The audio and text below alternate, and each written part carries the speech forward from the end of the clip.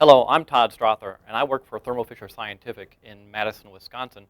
And I'd like to talk to you today about polymer analysis we do with our Nicolet iS50 FTIR spectrometer. Our goals today are to collect near-infrared spectra using the iS50 integrating sphere and collect near-infrared spectra using the SABIR probe that we have attached to the instrument. The labs that would use this particular instrument are QC/QA labs who are looking at incoming materials, also manufacturers who might want to control their processes, and production facilities that would be building methods, chemometric methods, to do their analysis. Let me go ahead and introduce the instrument to you. First of all, it is an FTIR spectrometer. This is the main bench. It has attached to it the near-infrared modules, which can do in the near-infrared region. We also have a ATR attachment, which can go into the mid and the far infrared region. We have a Raman module attached to the accessory compartment. And then finally, we can have other modules, for example, this GC equipment attached here. Today, we're going to look specifically at collecting spectra using the near-infrared modules. So let me go ahead and get started. First of all, we'll look at the integrating sphere.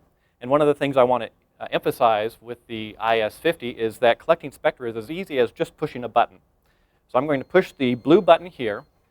The spectrometer will go through its paces where it swaps around different light sources and beam splitters. Eventually, it'll be ready.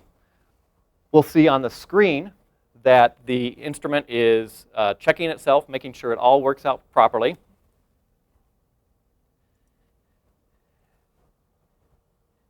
And once everything works fine, we get a green check mark.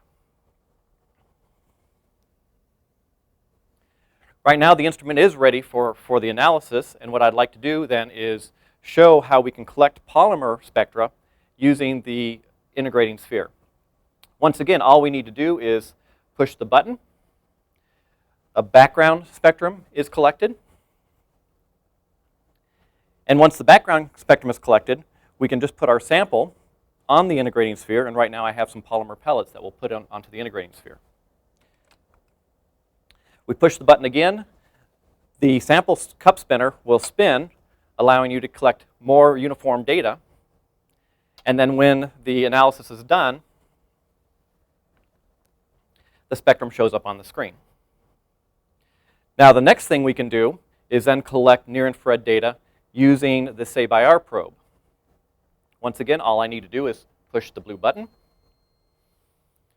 The instrument will go through its paces again to make sure all the mirrors are lined up for the SABIR probe, and then it's ready for analysis.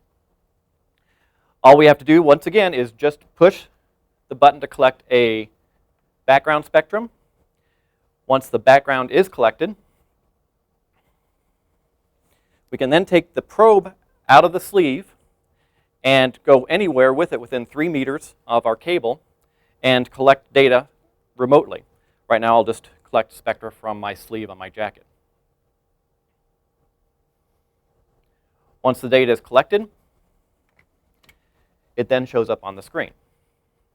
And that's essentially all you need to do. This is the way to do analysis very easy. You just push a few buttons and you can collect your spectra. So to finalize, our goals today were to collect near-infrared spectra using the iS50 integrating sphere, as well as collect spectra using the iS50 SABIR probe. Thank you.